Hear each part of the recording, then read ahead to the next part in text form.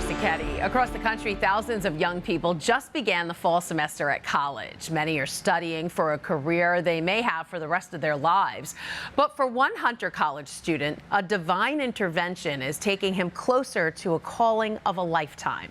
Current News' Katie Vasquez is here now to tell us more about it. Hi, Katie. Hello, Christine. Well, every young adult struggles to make those big life decisions, especially when they're in college deciding on a major. Patrick Ruby was almost done with school. He was 1 year away from graduation, planning on getting a job, getting married, having kids. But deep down, he felt a pull that he really wanted to give his life to the Lord. For 2 decades, Patrick Ruby has been following a certain path. I have an internship. I'm doing campus ministry on 2 different campuses. I have classes. He's a junior at Hunter College studying history. That is until he decided he's dropping out of school for a higher calling. Encouraging and mentioning this vocation to the seminary and to discern the priesthood. The St. Gabriel's parishioner admits he fought those feelings for a while, thinking that he was meant to have a different life. That was a big fight between what I wanted, which was a family, and what maybe the Lord wants, which is something a little different. He didn't feel a personal connection to Christ until high school, and his vocational call started in college. It was about a year ago that I could say concretely I encountered the Lord tugging and nudging at my heart. But that tug turned into a pull when Patrick attended World Youth Day in Portugal. After months and months of saying no and turning my back, I was okay, let's say a little yes. Patrick is dropping out of Hunter, saying goodbye to his family and friends, and heading to Italy to continue his discernment journey. I've lived with my parents and my family my whole life. To move away from that, to stop that, will be very difficult. For sure. His pastor, Father Nicholas Apollonio, is encouraging him along the way, knowing young people across the country are wrestling over whether to answer their call. Now it's a big struggle for vocations. Our society is becoming more and more secularized, going away from God. But as someone who walked a similar path, he thinks the road ahead is bright. If God called him, I think he won the lottery. Patrick is flying over the Atlantic as we speak on his way to Porto San Giorgio, Italy, where he will learn more about his newfound calling. Christine? Wow, Katie, what a story. So tell us a little bit more about his trip and what comes next for Patrick. Well, he's actually heading to Italy to a discernment meeting. He's actually part of the Neo-Catechumenal Way, or the NEOCATS, and that's a lay movement that focuses on the rediscovery of baptism and faith formation. And he'll probably be back next week, but after that, it's kind of a mystery because he could be here a day, a month, and there's going to be a lottery to decide which seminary he'll be learning at. Well, we hope to have him back here. And you mentioned Patrick's calling was back and forth until World Youth Day. So what convinced him to say yes, finally?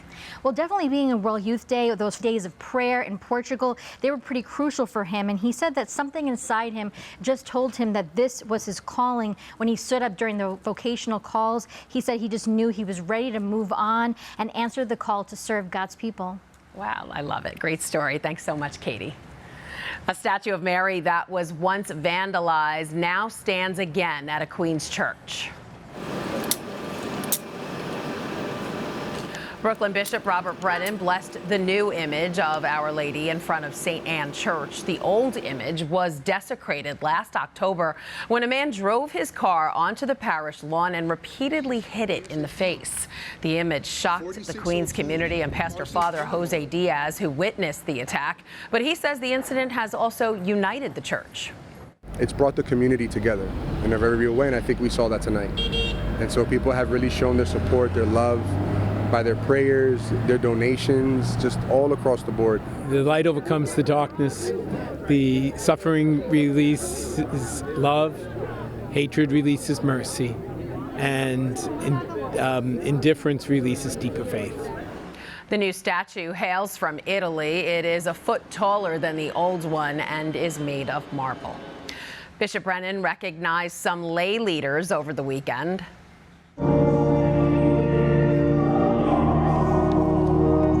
Catechists from 23 parishes in the Diocese of Brooklyn gathered at St. Simon and Jude Church for Mass. Catechists are those who teach the principles of the Catholic faith to kids who aren't in Diocese of Brooklyn schools. The catechists at this Brooklyn church were celebrating milestone anniversaries, spreading the faith to the next generation for up to 50 years. On the anniversary of 9/11, Bishop Brennan celebrated Mass with a community that was directly affected by the tragedy. The liturgy at the Blessed Trinity Parish in Breezy Point honored the 29 lives lost from the Queens community. Their names were read aloud after the Mass at the church's 9/11 memorial. Roses were also placed at that memorial for each victim. Developing tonight, catastrophic flooding in Libya.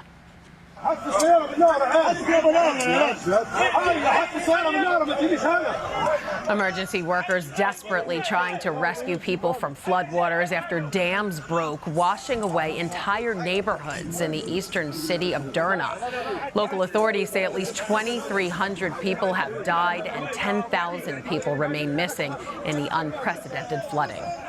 Pope Francis was deeply saddened to learn of the immense loss of life and destruction caused by the flooding.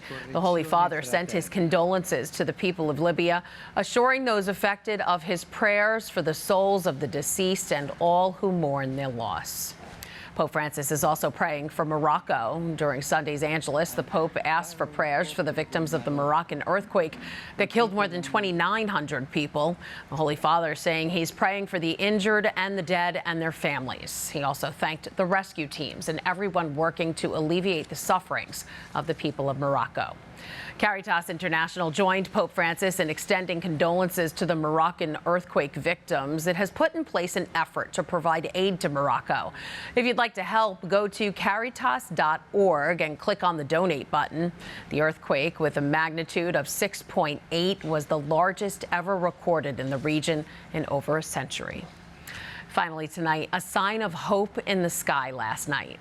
A double rainbow appeared over the city after the heavy downpour, and New Yorkers marveled at the sight. Some took special note that the natural phenomenon happened on the anniversary of 9/11. One person said it was a sign the victims were watching over us and, quote, a promise heaven is real. Wow. And that is this Currents News Update. I'm Christine Persichetti. Thank you for joining us, because we are putting your faith in the news. Hope to see you again next time.